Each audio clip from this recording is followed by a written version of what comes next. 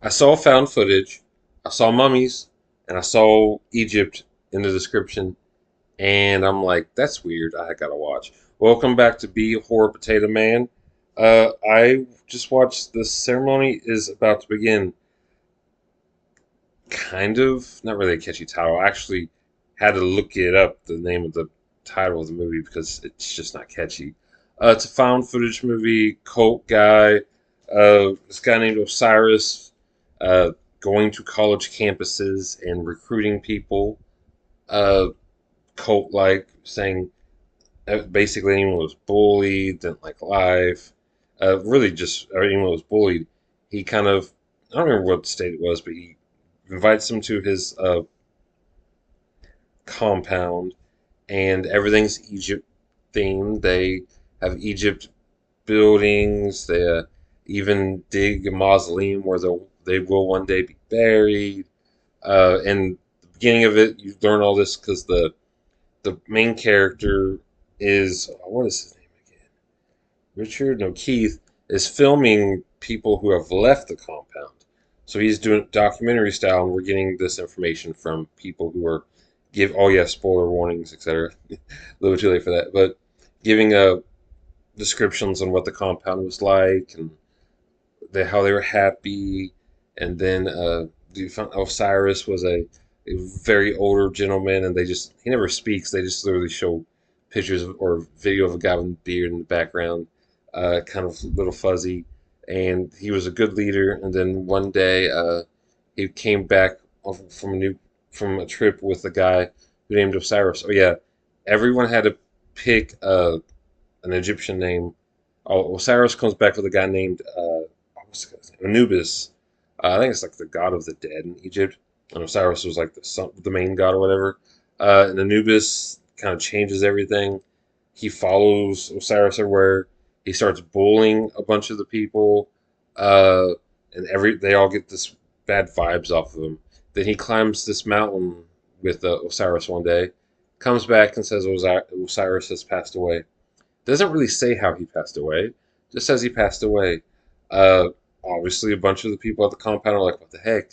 This was our leader," and they don't like Osiris, so or Anubis, so a bunch of them leave.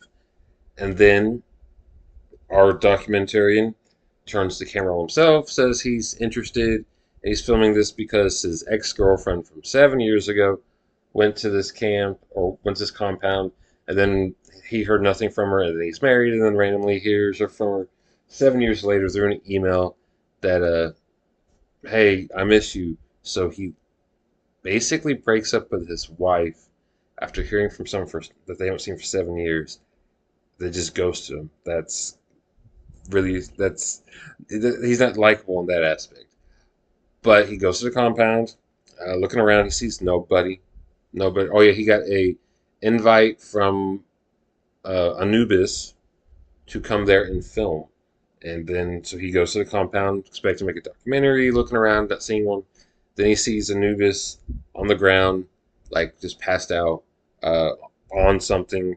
Don't know what he took. Takes a lot in this movie. Then he wakes up and he's kind of hippie style, very very hippie. Uh, Following him around. There's still no one else. Keith is like, well, where is everyone? He's like, oh, they come and go as they please. I'm expecting the summer to be a big summer, but there's currently no one else here. He once he Keith just goes along with it. Well, Cyrus or Anubis, I keep getting the names mixed up. Anubis, and the acting is average. Anubis definitely is a douchey kind of character. He did. He filmed. He got a lot of money from having I'm not going to say what the name is, but something tube where they film inappropriate video with women he got famous for, and then randomly became a millionaire. Then he's like stuffing drugs doesn't make a life, so he came here, and Osiris was his savior. Actually, at some conference where Osiris was telling people that psychedelic mushrooms were awesome, and he's like, and then it was like psychedelic mushrooms, that's amazing, and then follows him. Uh, and he's just being filmed. He's drinking alcohol. Keith is drinking alcohol. Keith gets kind of like, well, where is everyone? Osiris or Anubis is like, we're getting confrontational, And then they just continue to walk around. He asks him if he knows Maggie, she had a Egyptian name. I don't remember what it was, Magpie or something. He's like, turn off the camera, turn off the camera. Keith turns off, it's a cap on the camera, but still has audio. He gets mad at him, saying, I don't know who that is, but why are you doing this? Uh, then one day, for whatever reason, Keith has a breakdown saying, I thought I was coming up here to film conspiracy, see bodies and all this. Doesn't see anything, has a breakdown. Like maybe this is a reverse documentary, making about myself. It's kind of like, how do you get this? This guy's creepy as heck. Why are you even still here? Then he wakes up and decides to drink alcohol with more alcohol, which Anubis makes a drink called Anubis. It's a red alcohol. He drinks it and then passes out. He's been roofied. He wakes up. There's these Anubis things with the scales everywhere. He's like, I'm gonna leave. He grabs a knife and he's like, oh, I got a knife. Anubis comes through the door with the most ghetto blue Egyptian paint costume you've ever seen in your life. Literally like someone on drugs would make. Maybe worse than that. Uh, he's on stuff. He's like, yeah, what was your trip, man? What'd you dream? He's like, yeah, you poisoned me. He's like, yeah, I spiked your drink. But what was your dream? And he tells him I was the albino peacock or something like that. And he's also taking the keys, so Keith is trapped there. Even though the interstate's literally, they say 300 yards over there. He runs. He's running away from Anubis. He runs into the mausoleum they made for a reason instead of going to the interstate. I don't know why he doesn't go to the interstate. And he's was kind of semi creepy when there was no creepiness at all.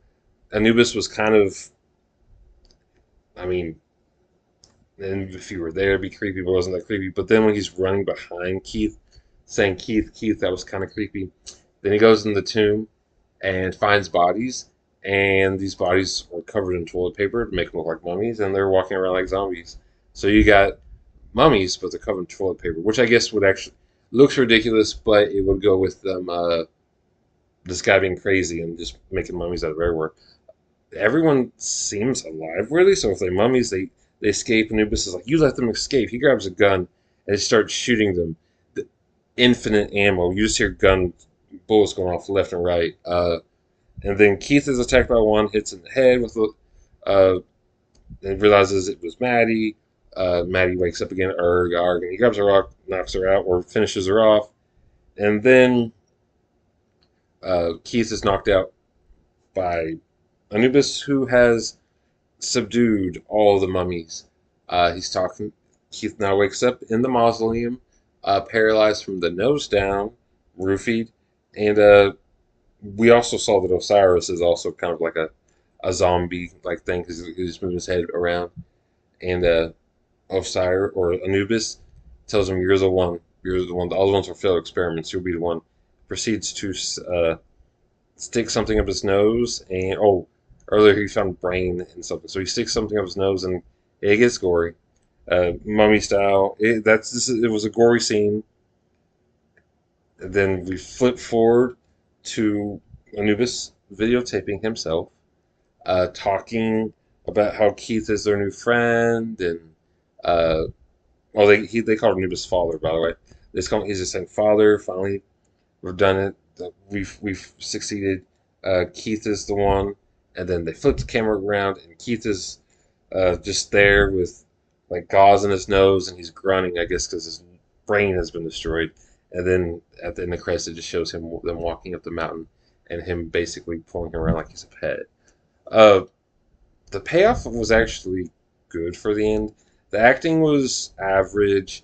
The mummy part was a little bit less than that, but I understood. It's you see the mummies, you want to laugh, but then crazy guy would use toilet paper on that. It's a very slow movie. Everything that was exciting happened like the last 10, 15 minutes. And the ridiculousness of why Keith didn't leave and why he kept drinking was kind of, you had to suspend belief. However, I enjoyed it. I gave it a 7 on this. I'd give it a 6.5. I'm on IMDb. It has a 4.3. I don't agree with that. It's like a 6.57 for me. Uh, it's low budget, well, deep, well, For B actors, they were decent. I have no complaints. There was gore. I'm not really huge on the gore. I do like some gore, just not that much. There was a scene of gore that was enough. It was like, you felt it, and then you heard him scream. Then it went off, and you're like, and then you get the payoff at the end where the zombie, they shouldn't have been alive still, but everyone was just acting oog ah because their brains were mutilated. Whenever you watch this, probably not. Do I recommend it? Definitely a different take on found footage, and I could, if this was higher budget, say there'd be a sequel, but there's not. This guy, the director, actually is making another movie that I'm actually interested in. Let me see what it was. The director was where's the director on this? Sean Nicholas Lynch. He's made one movie before, but he has this movie called The House is Totally Haunted that kind of looks interesting. It hasn't come out yet. It says 2026, but has no release date aside from that. Uh, a team of ghost hunters face off with a cult survivor. I guess he likes cults in a backwoods cabin. So that looks interesting. And he has done one other movie before that's called Snow. Has a 5 out of 10, so almost average. A struggling vampire romance novelist must defend herself against real life vampires during Christmas in Lake Tahoe. That actually sounds somewhat funny. So he just start comedies, low budget start comedies. He's only done three. He's new. He literally looks like he's in his early 30s. Doesn't have age though. Uh, Sean Nicholas Lynch, maybe some check out. Anime Entertainment Now.